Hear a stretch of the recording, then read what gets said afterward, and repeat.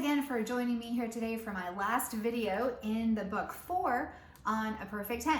Melody Bobber has given us a great selection here of so many different styles and variety that I think that you'll be very satisfied working through the books.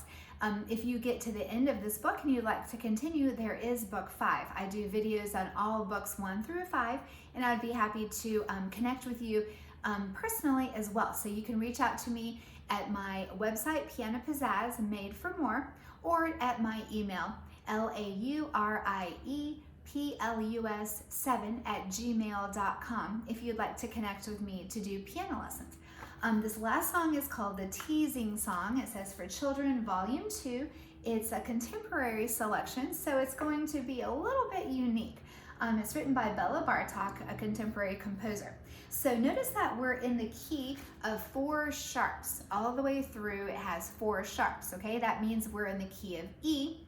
So the key of E uses F sharp and G sharp, C sharp, D sharp.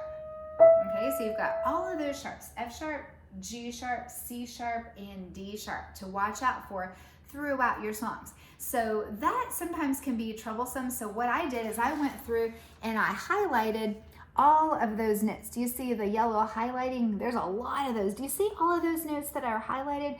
That's all of the notes that you have to play as a black note. All right, so that's the first step that I do. If I play in a key that I'm not really familiar with or not as comfortable in, and I likely am to miss those notes, I just go through and highlight all of those. Okay, so that's step number 1. I recommend that you do that. Also, when you practice this piece, you'll realize the sound, like it has different tonal centers.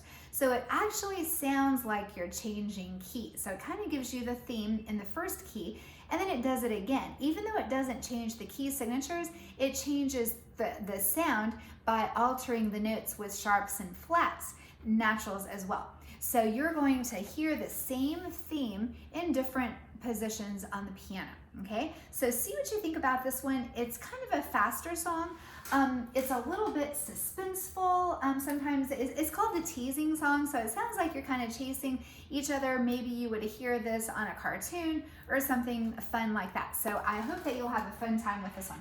It starts off with a little series of 16th notes, and that's on beat 1, and then it plays the B on beat 2. Then it's tied over, and then it keeps resounding the B on beats 2. So I'm going to count that as I play this one.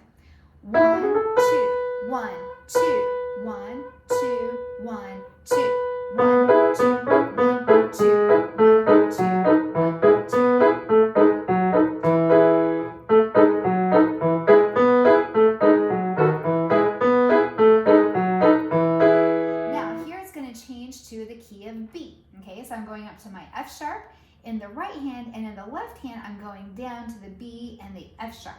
Okay, so it's going to sound like it's in the key of B. Now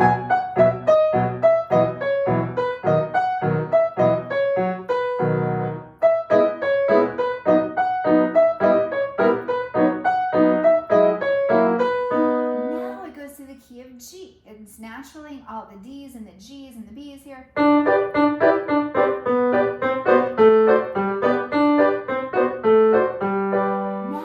Back to the key of E.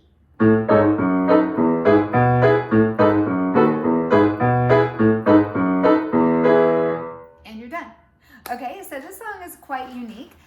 You may enjoy practicing it. It may not be your style. Give it a try. You never know sometimes if you like something until you try it, okay? So it could take you a little bit of time extra to work on this one. So remember to highlight those notes so that you are at least practicing them correctly. And then little by little, you can add the melodies. The melody is in the left hand, so you'll hear that melody. Whereas the chords are in the right hand on the beginning part. Then when it shifts to the key of B, it shifts to the melody in the right hand. And so forth. So it keeps going back and forth. That's kind of giving you the idea of the tease or the chase. It kind of sounds like they're catching a ball and throwing it over your head so you can't get it, and somebody else is getting it and catching it and throwing it to somebody else.